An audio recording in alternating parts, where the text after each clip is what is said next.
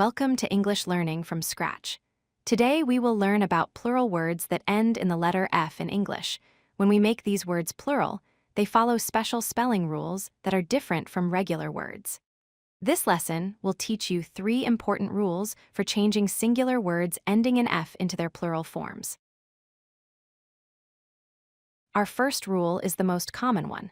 When most words end in F or FE, we change the F to V and add E's to make them plural. This means the F sound becomes a V sound in the plural form. This is the main rule you should learn, as it applies to many everyday words. Here are 3 important examples. The word leaf becomes leaves. The word knife becomes knives. The word wife becomes wives. Notice how in each case, we remove the F or FE and replace it with VES.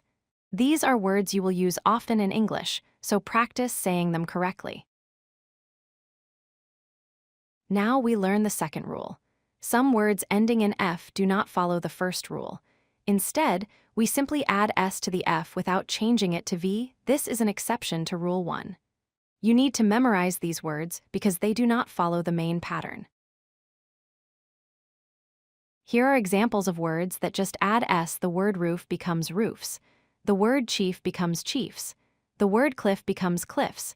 In all these cases, we keep the F sound and simply add S to make the plural. These words are important exceptions to remember. Our third rule is about special cases. Some words can use either form of pluralization. Both forms are correct in English. This means you can choose either way when writing or speaking, and both answers will be accepted. Here are words where both forms work. The word scarf can become either scarves or scarfs. The word hoof can become either hooves or hoofs. The word wharf can become either wharves or wharfs. When you see these words, remember that both plural forms are correct. Let us review all 3 rules together.